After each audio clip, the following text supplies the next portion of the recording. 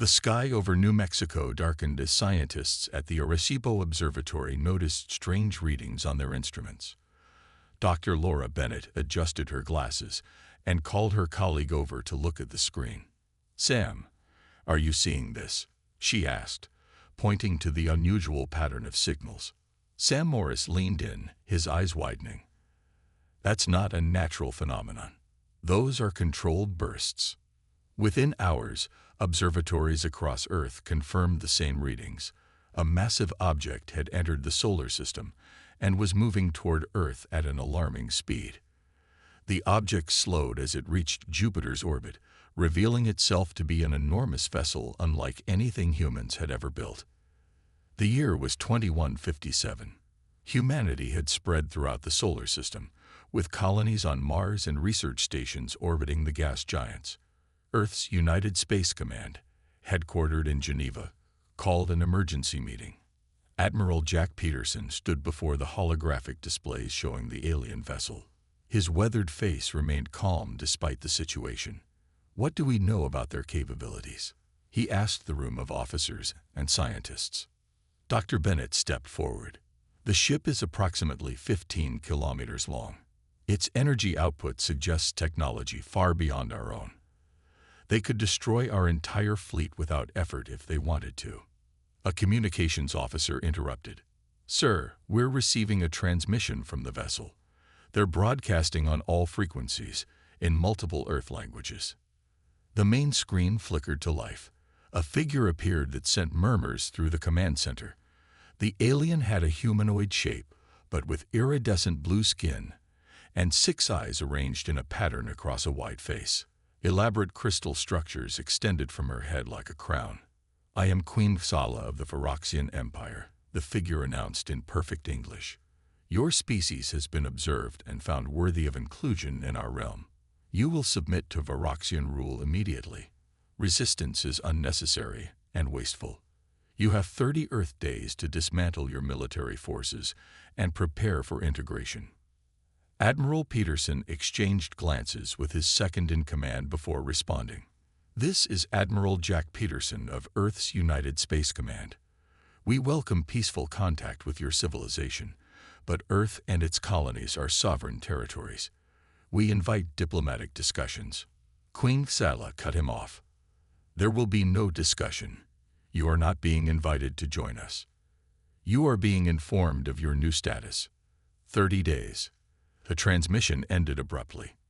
"Get me Commander White," the Admiral ordered. Commander Olivia White was awakened from sleep in her quarters on the Mars colony. The xenolinguist had spent years developing communication protocols for potential first contact scenarios. None of them had prepared her for this. Within 12 hours, she was aboard a shuttle back to Earth, studying the recording of Queen Xala's message. Her language patterns suggest absolute authority, White explained to the Emergency Council 2 days later. The Varaxians appear to have a hierarchical society, with the Queen at the apex. There's no concept of negotiation with those deemed inferior. A general from the Chinese Space Forces spoke up. "Then we show them we're not inferior. We have the Orbital Defense Network." Dr. Alan Russell, Chief Weapons Scientist, shook his head. "Our sensors have detected energy readings from their vessel that would overwhelm our best defenses. We need time to adapt our technology." As they debated, new reports arrived. A small Varaxian craft had approached the Saturn research station and scanned it thoroughly before returning to the mothership. Admiral Peterson made his decision. "Commander White, prepare a response. We will not surrender our sovereignty, but will offer to establish diplomatic relations." The response was sent on all frequencies. 3 days passed with no answer. On the morning of the 4th day, a fleet of smaller Varaxian ships emerged from the mothership and headed toward Mars. The Mars Defense Unit, led by Captain Nathan Harris, prepared for possible engagement. "Hold positions," he told his nervous crew. "Fire only if fired upon." The Varaxian ships approached Mars colony's main settlement.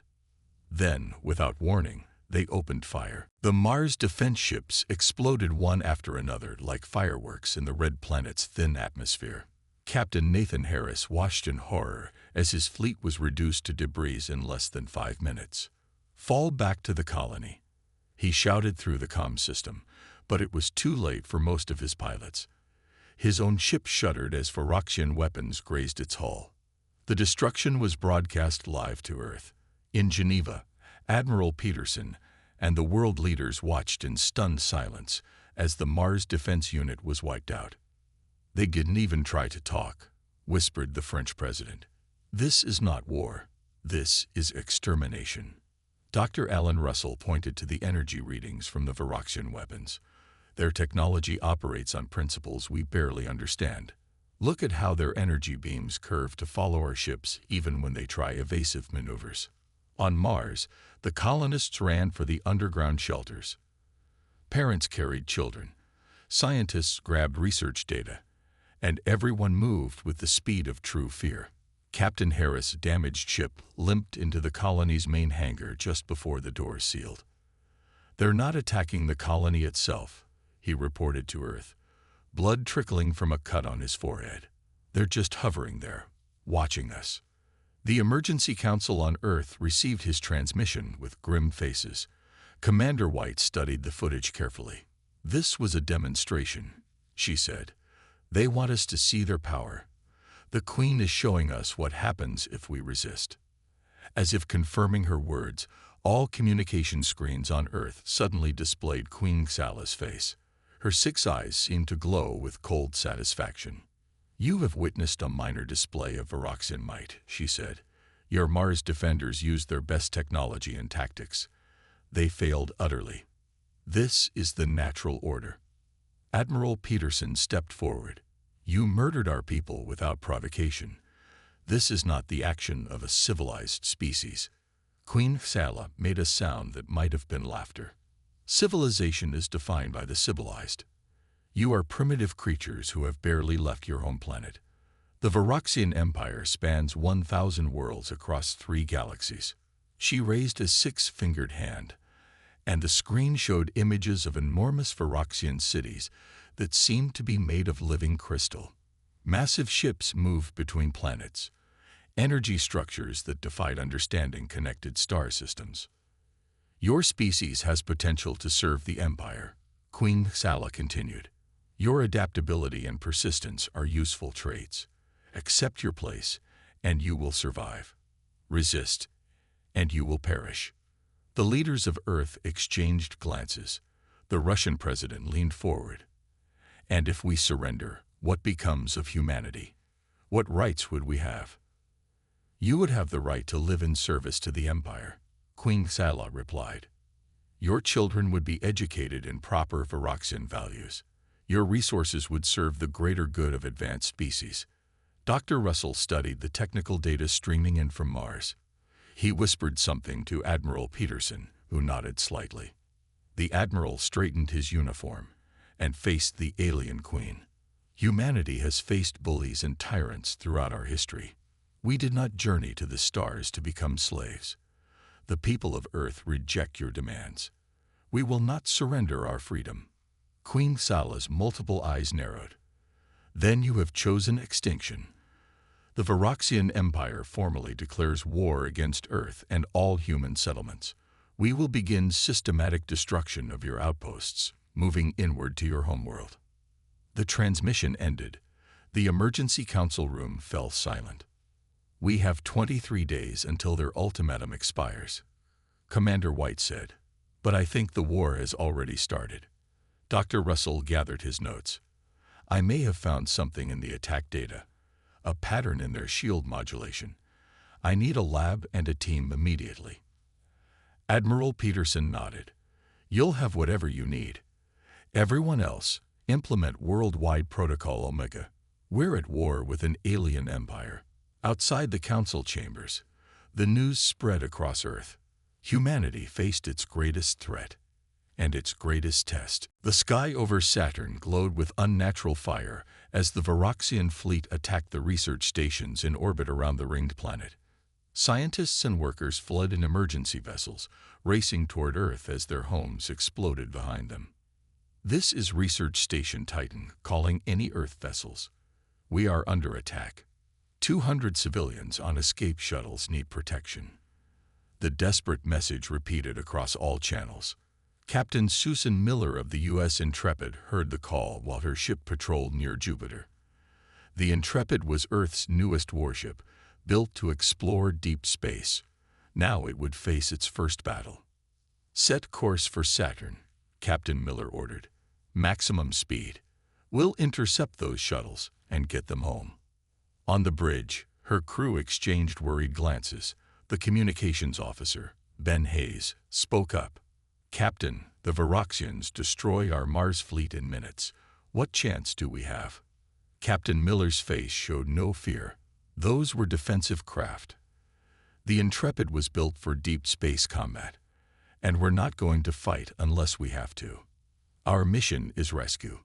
The massive ship turned and accelerated toward Saturn, its engines glowing blue against the blackness of space. Meanwhile, on Earth's moon, Dr. Alan Russell worked day and night in the Lunar Research Base. He and his team analyzed the data from the Mars attack, looking for any weakness in the Varaxian technology. "Look at this pattern," he said, pointing to a display showing energy fluctuations. "Their shields have a rhythm. Every 18 seconds, they shift frequency, and there's a microsecond gap between shifts." His assistant, Dr. Patel, frowned. "But how could we exploit such a tiny window? Our weapons can't be timed that precisely." "Not with current technology," Dr. Russell agreed. "But what if we created a new kind of missile? One that could detect the shift and automatically trigger during that gap." Commander Olivia White had been sent to the lunar base to coordinate between the scientists and military. She listened to Dr. Russell's theory with growing hope. "If this works, we might have a fighting chance," she said. "How soon can you build a prototype?" Dr. Russell ran calculations on his computer. "With the resources here, maybe 2 weeks. But I'm worried the Varaxians might detect what we're doing." His words proved prophetic. In her flagship above Mars, Queen Sala watched Earth's movements through advanced sensors. Her 6 eyes narrowed as she focused on the lunar base. "They have discovered something," she told her war commander. "The energy patterns from that facility suggest weapons research. Destroy it immediately." The war commander bowed. "Yes, my queen. I will send our stealth destroyers. The humans will not even see them coming." Back at Saturn, Captain Miller's Intrepid reached the fleeing shuttles just as 3 Varaxian ships moved to intercept them. The refugee vessels were slow and packed with civilians. "Position the Intrepid between the shuttles and the Varaxian ships," Captain Miller ordered. "Divert all power to forward shields." The Earth ship moved into defensive position as the Varaxian vessels opened fire. The Intrepid shuddered under impacts that would have destroyed smaller ships. "Shields at 60% and falling," reported the tactical officer. "We can't take much more of this." Captain Miller gripped her chair arms. "We don't need to win. We just need to buy time for the shuttles to escape. Prepare to launch countermeasures." On the moon, alarms suddenly blared throughout the lunar base. "Unidentified vessels approaching at high speed," announced the automated system. "Impact in 3 minutes." Commander White acted immediately. "Begin emergency evacuation. Download all research data to portable drives. Move." Scientists rushed to save their work as security personnel guided them toward escape pods. Dr. Russell transferred his shield research to a small drive and handed it to Commander White. "This has to reach Earth," he said. "It's our only hope." The first Varaxian missiles hit the lunar base, sending tremors through the structure. Time was running out. Commander Olivia White crawled through the collapsing corridors of the lunar base, clutching the precious data drive to her chest. Blood ran down her face from a cut on her forehead. Behind her, another explosion rocked the base, sending dust and debris raining down. "This way," shouted a security officer, pointing to an escape pod at the end of the hallway. White pushed herself forward as ceiling panels crashed down around her. She reached the pod just as the life support systems failed throughout the base. The door sealed shut, and the small vessel launched away from the moon's surface. Through the viewport, White watched the lunar base crumble under Varaxian fire. "Dr. Russell," she asked the security officer. The man shook his head. "He made sure everyone else got out. He didn't make it to the pods." White closed her eyes briefly, honoring the scientist's sacrifice, then secured the data drive. Earth still had a chance. Meanwhile, near Saturn, Captain Miller's U.S. Intrepid continued to shield the civilian shuttles despite taking heavy damage. The bridge was filled with smoke, and warning lights flashed on every console. "Shields at 12%, reported the tactical officer. "Hull breaches on decks 3 through 7. Miller watched as the last refugee shuttle moved beyond the range of the Varaxian weapons. "All shuttles clear, Captain," said Ben Hayes from communications. "Good. Now let's try something," Miller said, remembering the brief message he'd received from Lunar Base before it was attacked. "Target the lead Varaxian ship's engines. Fire exactly 18 seconds apart." The weapons officer looked confused but followed orders. The Intrepid's remaining missiles launched in a precisely timed sequence. The first 2 bounced harmlessly off the alien shields. The third passed through during a microsecond gap and struck the enemy ship's engine. The Varaxian vessel spun out of control, its propulsion system damaged. The other 2 ships paused their attack, seemingly surprised. "It worked," Miller shouted. Dr. Russell was right about the shield pattern. "Now let's get out of here before they adjust." The Intrepid limped away, escorting the civilian shuttles toward Earth. On Earth, news of the lunar base destruction spread quickly. But instead of causing panic, something unexpected happened. Humanity began to rally. In his small radio shop in rural Ohio, retired engineer Frank Carter listened to the emergency broadcasts. He called up his old amateur radio club. "The Varaxians are jamming military frequencies, but they don't know about our old ham radio networks," he told them. "We can create a backup communication system they can't track." Within days, thousands of amateur radio operators across the world had formed an alternative communication network. Military and government leaders were amazed by how quickly the system came together. In the Amazon rainforest, botanist Dr. Lisa Morales made an accidental discovery while studying fungi. One rare species seemed to react strangely to a small piece of Varaxian technology recovered from the Mars attack. The fungal spores attach to this material and break down its molecular structure, she explained to her research team. "It's like they recognize it as food." When this information reached Admiral Peterson through the amateur radio network, he immediately ordered samples sent to what remained of Earth's defense labs. Queen Sala, watching Earth from her flagship, was puzzled by humanity's response to her attacks. "They should be begging for mercy by now," she told her commanders. "Instead, they continue to resist with primitive weapons that have no hope of victory." Her intelligence officer approached nervously. "My queen, we've detected unusual activity on Earth. They seem to be sharing information through old-fashioned radio signals we hadn't bothered to monitor. And there's something else. The human ship Intrepid damaged one of our vessels." Queen Sala's 6 eyes widened in surprise. "Impossible. How could their primitive weapons penetrate our shields?" "We don't know, my queen, but they appear to be more resourceful than we anticipated." Queen Sala stood from her crystal throne.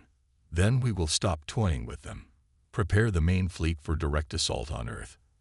I will break their spirit once and for all." What the Queen didn't understand was that human spirit wasn't so easily broken. The skies over major cities filled with Varaxian warships.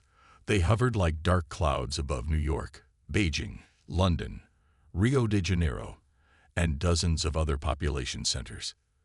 People watched from below, some running in fear, others standing in defiance. The first attacks came without warning. Energy beams struck government buildings and military bases. The White House in Washington, D.C. disappeared in a flash of light. The Kremlin in Moscow crumbled. The Chinese military headquarters in Beijing melted into slag. Admiral Peterson coordinated Earth's response from a bunker deep beneath the Rocky Mountains. Commander White, her wounds bandaged but still painful, stood at his side. "Launch Operation Firefly," Peterson ordered. Across the world, thousands of small aircraft took off from hidden locations. They weren't military jets but civilian planes, crop dusters, helicopters, and even modified drones. Each carried a payload developed in the week since Dr. Morales discovered the fungus that ate Varaxian technology. "The Queen expects us to use missiles and lasers," White said. "She doesn't understand that humans can think outside traditional warfare." In Detroit, auto factories that once made cars now produced simple but effective pulse devices based on Dr. Russell's research. Workers who had built sedans just weeks ago now assembled weapons to save humanity. Factory supervisor Joe Kelly wiped sweat from his brow as he watched trucks carry the devices away. "My grandfather built tanks during World War II," he told his team. "Now we're building stuff to fight aliens. Never thought I'd see the day." Queen Sala watched the bombardment of Earth with satisfaction. Their major power centers are destroyed. They will surrender now. Her satisfaction turned to confusion as thousands of small aircraft approached her ships. "What is this? A suicide attack? Their primitive aircraft cannot harm us." The small planes flew close to the Varaxian ships and released clouds of what looked like brown dust. The Queen laughed. "They attack us with dirt." But then something strange happened. The dust, actually millions of fungal spores, settled on the hulls of the Varaxian ships. Where it touched, the advanced alien metal began to deteriorate. Warning alarms sounded throughout the fleet. "What is happening?" Queen Sala demanded. "The hulls are being eaten away by some kind of biological agent," a Varaxian scientist reported with panic. "It's breaking down our molecular structure." At the same time, the pulse devices from Detroit activated. Synchronized by the amateur radio network, they fired electromagnetic pulses precisely timed to the 18-second gap in Varaxian shields. Several smaller Varaxian ships lost power and fell from the sky. Others retreated to higher altitudes, but the fungal spores had already begun their work. In the Rocky Mountain bunker, a cheer went up as reports came in from around the world. "It's working," White exclaimed. "We've damaged at least 30% of their fleet." Admiral Peterson remained cautious. "They'll adapt quickly. We need to keep pushing before they find countermeasures." Queen Sala was no longer amused. She was angry. "These primitives dare to challenge me. I will not be defeated by fungus and simple machines." She ordered her flagship to descend toward Earth. "I will lead the next wave myself. Target their population centers. No more strategic strikes. We will make them suffer." Commander White received the news with alarm. "The Queen's flagship is heading toward Denver. It's 10 times larger than the other ships. Our current methods won't stop it." Admiral Peterson turned to her. "Then we need something new. You said the Intrepid survived its encounter near Saturn. Where is Captain Miller now?" "Approaching Earth with the refugee shuttles. The ship is damaged but operational." Peterson made his decision. "Contact Miller. Tell her we need the Intrepid for a special mission. We're going after the Queen herself." As Varaxian bombs fell on Denver, humanity prepared its boldest move yet.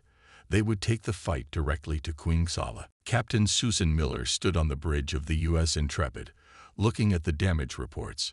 The ship had limped back to Earth orbit after the battle near Saturn. Hull breaches were patched with emergency sealant, and half the weapon systems were offline. "Captain, we're receiving a priority message from Admiral Peterson," said Ben Hayes from the communication station. Miller listened as Peterson explained the mission. They needed to attack Queen Sala's flagship directly. The Intrepid was the only ship with experience fighting Varaxians and surviving. "With all due respect, Admiral, we barely made it back alive last time," Miller said. "The Intrepid isn't in any shape for another battle." "I understand, Captain," Peterson replied. "But we've prepared something special for you. Dock at the hidden base in the Andes. We'll get you ready." 24 hours later, the Intrepid hovered inside a mountain hangar in the Andes Mountains of South America. Workers swarmed over the ship, installing new weapons and systems. Commander White approached Captain Miller with a group of scientists and engineers. "We've upgraded your ship with everything we've learned," she explained. "Your missiles now contain Dr. Morella's fungal spores. Your pulse cannons are timed to the shield gap frequency. And we've added something new." She pointed to a large device being installed in the Intrepid's cargo bay. "That's a gravity pulse generator. It can't penetrate their shields, but if you can get close enough when their shields are down, it could disable their propulsion system." Captain Harris, who had survived the Mars attack, joined Miller's crew as tactical officer. "I owe these aliens some payback," he said grimly. Meanwhile, Queen Salah's flagship moved methodically across North America, destroying smaller cities one by one. Each attack made her more frustrated. Despite her overwhelming firepower, human resistance continued. Small aircraft kept delivering fungal payloads. The amateur radio network coordinated ground defenses faster than her forces could jam them. "Why won't they surrender?" she demanded of her advisors. "We've destroyed their governments, their militaries, their cities. Still they fight with sticks and stones against our advanced weapons." A junior science officer cleared her throat nervously. "My queen, I've been studying human history. Their species has never united like this before. Usually they fight each other, but now they work together against us, and they are remarkably adaptable. Each time we develop a countermeasure, they find a new approach." Queen Salah dismissed the officer with a wave. "They are simply too primitive to understand their situation. We will increase the destruction until they have no choice but surrender." The Queen didn't notice when the U.S. Intrepid left Earth, using the moon to hide its approach. The ship looked different now, covered with a dark material that absorbed Varaxian sensors. "We're approaching the flagship from its blind spot," Miller told her crew. "All systems silent until my mark." The Intrepid glided toward the massive Varaxian vessel, its engines barely running. On the tactical display, Harris watched the alien ship's shield pattern. Shields cycling in 5, 4, 3, 2, 1. "Now, fire," Miller ordered. The Intrepid unleashed everything it had. Missiles loaded with fungal spores targeted the ship's outer hull. Pulse cannons fired precisely into the shield gap, striking weapon emplacements. The Varaxian ship shuddered from multiple impacts. Alarms blared throughout Queen Salah's flagship. "We're under attack," shouted her war commander. "A human vessel has damaged our rear quadrant." For the first time, Queen Salah felt something new: doubt. How had these primitives managed to approach undetected and cause actual damage to her flagship? On the Intrepid, Captain Miller allowed herself a small smile. "Direct hits on all targets. Their weapons array is damaged, and the fungal payload is attacking their hull." Harris looked up from his station. "They're turning to engage us, Captain. And they look angry." Miller nodded. "Good. Now they're not focused on Earth anymore." Phase 1 complete. She opened a channel to Peterson. "Admiral, we've got the Queen's attention. Beginning Phase 2 now." The real plan was just beginning. Queen Salah watched with rage as her flagship systems failed one after another. The hull breach from the Intrepid's attack was spreading as the human fungus ate through the ship's living metal. Half her weapons were offline. "Pursue that human vessel," she commanded. "Destroy it." The massive flagship turned, firing its remaining weapons at the Intrepid. But Captain Miller had anticipated this reaction. The Earth ship dove toward the planet, leading the Queen away from population centers. "They're following us," Harris reported from Tactical. "And gaining fast." Miller nodded. "Just as we planned." "Activate the gravity pulse now." The device in the cargo bay hummed to life, sending invisible waves toward the pursuing flagship. It didn't damage the Varaxian ship, but it did something more important. It disrupted their sensors. "I can't see them," shouted the Varaxian sensor operator. "The humans have disappeared from our tracking systems." Queen Salah slammed her fist on her command chair. "Find them. They can't just vanish." But the Intrepid had indeed vanished into Earth's atmosphere. The ship wasn't designed for atmospheric flight, but Miller pushed it to its limits, skimming just above the clouds. "Admiral, we've done our part," Miller reported. "The Queen is half-blind and very angry." "Well done, Captain," Peterson replied. "Now get to safety. Let the ground teams handle Phase 2. Queen Sala made a decision. If we cannot find their ship, we will strike at their heart. Scan for the largest concentration of humans." Her officers located a medium-sized city in the central United States, Oklahoma City. "Land there," the Queen ordered. "I will lead a ground assault myself. These humans must learn true fear." The damaged flagship descended through the clouds, casting a shadow over the Oklahoma plains. Citizens watched as the massive ship settled at the city's edge. Armored doors opened, and Varaxian troops poured out, led by Queen Sala herself. She stood twice as tall as a human, her blue skin shimmering in the sunlight, crystal crown gleaming. "Bring me your leaders," she demanded to the first humans she encountered. "Your resistance ends today." But Oklahoma City was not defenseless. Sheriff Diane Martinez had received warning through the amateur radio network. "Positions everyone." She called to her deputies and volunteers. "Remember the plan." The Queen and her soldiers marched into the city, expecting surrender. Instead, they found empty streets. "Where are they hiding?" she asked, suspicious of the silence. Suddenly, fire sprinklers activated all along the main street, spraying not water, but a liquid containing Dr. Morell's fungal spores. Varaxian soldiers screamed as their armor began to deteriorate. From windows and rooftops, citizens fired homemade pulse weapons. Most missed their targets, but enough hit to disable several Varaxian weapons. Queen Sala was protected by her personal shield, but she watched in disbelief as her elite troops were defeated by simple tricks. "Fall back," she ordered. "Return to the ship." As they retreated, the ground beneath them suddenly collapsed. The humans had dug trenches and covered them with thin materials that looked like solid ground. Varaxian soldiers fell into pits filled with more fungal solution. Sheriff Martinez directed the defense from her station at the police headquarters. "They're heading east now," she said into her radio. "Team B, you're up."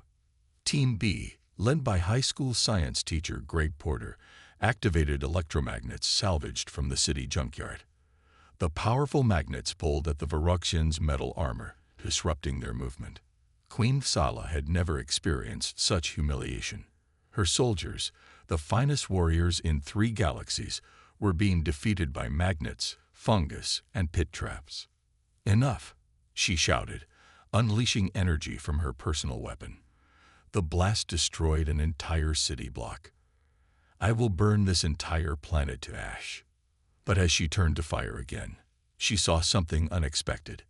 A young girl standing in the middle of the street, staring at her without fear. "Why are you hurting us?" the girl asked simply. Queen Sala paused, confused by the child's courage. In that moment of hesitation, the entire human plan came together.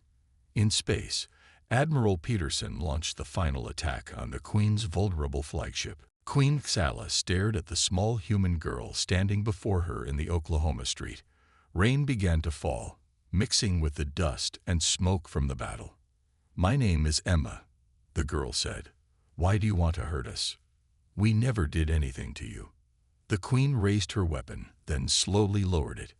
"You are primitive beings. You should serve the Empire." Emma shook her head. "Just because you have better spaceships doesn't mean you should be mean. My mom says that's being a bully."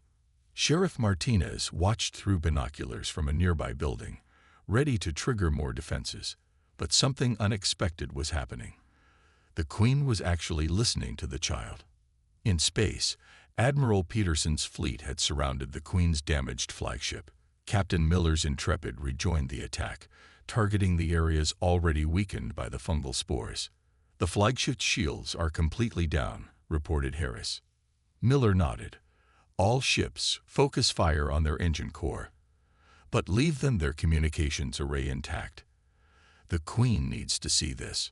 The combined human fleet, A mix of military vessels and armed civilian ships fired on the Varaxian flagship. Without its queen aboard to command them, the alien crew was slow to respond. Explosions bloomed across the massive ship's hull. Back in Oklahoma City, a Varaxian officer rushed to Queen Sala. "My queen, our flagship is under attack. It's critical." The queen activated a holographic display on her wrist. She watched in disbelief as her mighty flagship, the pride of the Varaxian fleet, burned. "Give the order to surrender," she said quietly. "My queen." The officer couldn't believe his ears. Queen Sala looked at Emma, then at the other humans emerging from their hiding places. They were farmers, teachers, police officers, and store owners, ordinary people who had found extraordinary courage. "I have lived for 300 years, the queen said. "I have conquered 50 worlds. None have ever fought like these humans." She turned to her officer. "Order all Varaxian ships to cease fire and withdraw to the outer solar system." The rain fell harder. Emma stepped closer to the queen and held out her small umbrella. "You're getting wet," she said simply. This small act of kindness from a child of a species she had tried to conquer struck Queen Sala deeply. She knelt down to the girl's level, her massive frame dwarfing the human child. "Why would you help me? I destroyed your cities." Emma shrugged. "My dad says everybody can change if they want to." In space, Commander White and Captain Miller were preparing to board the crippled Varaxian flagship when they received the surrender order. "They're standing down," White said in amazement. "All Varaxian ships are retreating." Admiral Peterson could hardly believe it. "We did it. We actually did it." 2 days later, Queen Sala stood before Earth's remaining leaders in the emergency headquarters beneath the Rocky Mountains. Her crystal crown was gone, and she wore a simple robe instead of battle armor. "The Varaxian Empire formally recognizes Earth and all human colonies as sovereign territory," she stated. "We offer peace and, if you wish, exchange of knowledge and culture." Admiral Peterson studied the alien queen carefully. "Why the change of heart, Your Majesty?" Queen Sala was silent for a moment. "We judged your species by your technology, not your character. That was our mistake. You defeated our advanced weapons with fungus and radio waves. You met our aggression with creativity. And when victory was yours, a child offered me shelter from the rain." She looked around the room. "I wish to learn from humanity, not conquer it." Commander White stepped forward. "We accept your offer of peace, and I volunteer to lead a diplomatic mission to your homeworld to formalize our new relationship."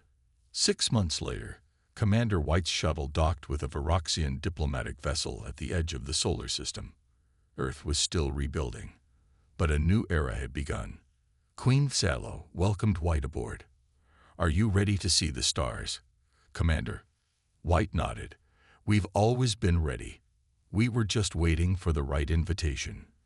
Behind them, Earth shone like a blue jewel against the blackness of space, small, but with a spirit that had proven greater than the most powerful empire in the galaxy.